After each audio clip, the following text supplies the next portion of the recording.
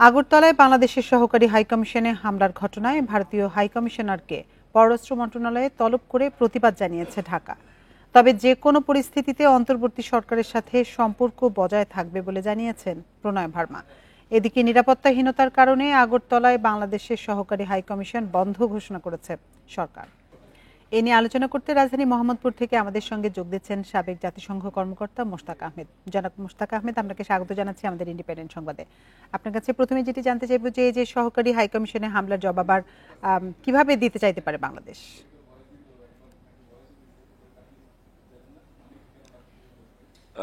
ধন্যবাদ আপনাকে। আসলে এই যে হাইকমিশনে বা উপ হাইকমিশনে যে হামলার বিষয়টি ঘটেছে, এটা শুধু আগরতলাতেই ঘটেনি, এর আগেও আমরা দেখেছি কলকাতাতেও হয়েছে, বোম্বেতেও হয়েছে। তো প্রথমেই যে কথাটা আমি বলবো যে এই বিষয়টা আসলেই খুবই নিন্দনীয় একটা বিষয় এবং 1961 সনের যে Geneva convention on diplomatic relations এটার পরিপন্থী। মাফ করবেন, ভিয়েনা কনভেনশনের কথা বলছিলাম। তো ভিয়েনা কনভেনশনের যে আমার যতটুকু মনে পড়ে 53টা ধারা রয়েছে, সেই 53টা ধারার 22 নম্বর ধারায় সুনির্দিষ্টভাবে ডিপ্লোম্যাটিক যে ইনস্টলেশন বা কমিশন থাকে তাদের নিরাপত্তার কথা বলা হয়েছে। সেই জায়গাটায় ভারতে যে বিষয়টি ঘটেছে, আমি মনে করি যে এটা ভিয়েনা কনভেনশনের পরিপন্থী। প্রথমেই এই জিনিসটা আমাদের মনে করতে হবে।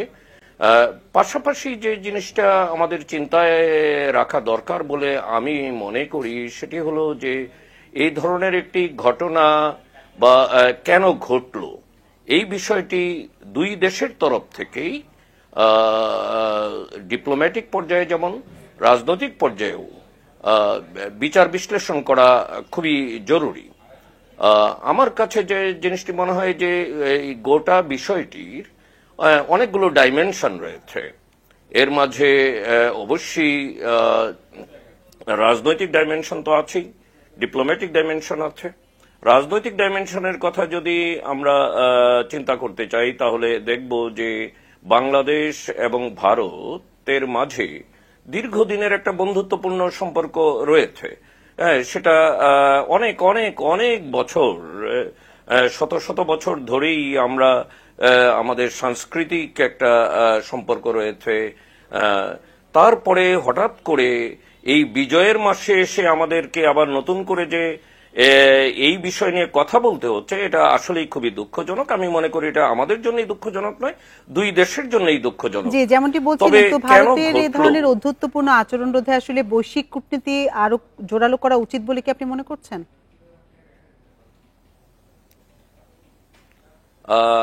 তা তো অবশ্যই।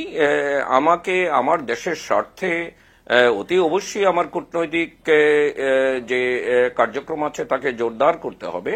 কূটনৈতিক কার্যক্রম জোরদার করার মধ্য দিয়ে আবার পাশাপাশি কূটনৈতিক কার্যক্রমের পাশাপাশি আমি মনে করি যে দুই দেশের জনগণের মাঝেই যে একটা বন্ধুত্বপূর্ণ সম্পর্কের ইতিহাস রয়েছে, সেই ইতিহাসটাকে ধারণ করে আমাদেরকে সামনে এগিয়ে যেতে হবে এবং সেই সাথে সচেতন হতে হবে, সতর্ক থাকতে হবে, যাতে করে এই বিষয়টাকে নিয়ে কোনো দেশেই, সেটা বাংলাদেশে চেয়েও অতি অবশ্যই আমি বলবো যে ভারতে যে প্রগতি বিরোধী যে সব শক্তি রয়েছে, ধর্মান্ধ যে শক্তিগুলো রয়েছে, তারা যেন কোনো ধরনের বেনিফিট নিতে না পারে, সেদিকে আমাদের সবাইকেই সচেতন থাকতে হবে। জি, জনাব মোশতাক আহমেদ, সীমান্ত সহ সার্বিক নিরাপত্তা নিয়ে বাংলাদেশের নতুন পরিকল্পনা করা প্রয়োজন কিনা আপনি কি মনে করেন?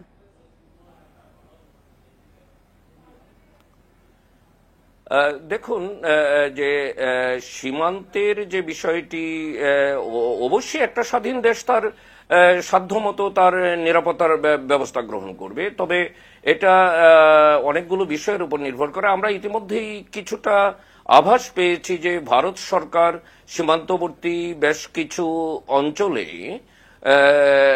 তার সীমান্তরক্ষী বাহিনীকে মোতায়েন করেছে। তো এটি যদি সত্য হয়ে থাকে তাহলে এটার পাল্টা পদক্ষেপ হিসেবে বাংলাদেশকেও আমাদের অবস্থানকে সংহত করার জন্য আমাদের যথাযথ ব্যবস্থা নিতে হবে। প্রয়োজন বোধে আমাদেরকেও ওই ধরনের পদক্ষেপ নিতে হবে। তবে সচেতন থাকতে হবে যে কোনো পদক্ষেপেই যেন খুব নিজেদেরকে ধ্বংসকারী কোনো সংঘর্ষের দিকে না যায়, সেই ব্যাপারে আমাদেরকে সতর্ক থাকতে হবে। আপনার কাছে ছোট্ট করে একটু সবশেষে জানতে চাইবো যে এমন বৈরিতা থেকে বন্ধুত্বপূর্ণ সম্পর্কে ফেরার উপায় কি?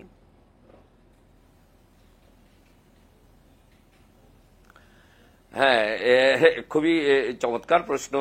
এই যে বৈরিতাটা তৈরি হয়ে গেল হঠাৎ করেই, হ্যাঁ, এ থেকে আমি এখনো বিশ্বাস করি এই বৈরিতাটা আসলে দুই দেশের জনগণের মাঝে বৈরিতা নয়। হ্যাঁ, দুই দেশের মাঝেই কিছু গ্রুপ বা গোষ্ঠী এই বৈরিতাটার সুযোগ নিতে চাচ্ছে। এই ক্ষেত্রে আপনাকে একটা ছোট্ট কথা বলি কয়েক সেকেন্ডে। সেটা হলো যে আমাদেরকে মনে রাখতে হবে যে 2026 সনে ভারতে বিধানসভার নির্বাচন অনুষ্ঠিত হতে যাচ্ছে আর 1 বছরের মধ্যে।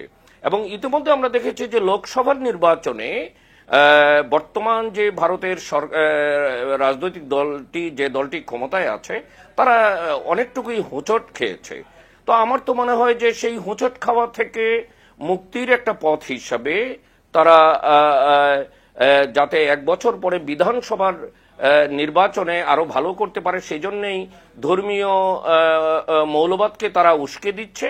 এবং এটার একটা প্রমাণ হলো যে পশ্চিমবঙ্গে মমতা ব্যানার্জির মতো মানুষ, যাকে মুসলমান প্রেমী হিসাবে অনেকেই মনে করতেন, তিনিও হঠাৎ করে হিন্দুত্ববাদী হয়ে গেছেন।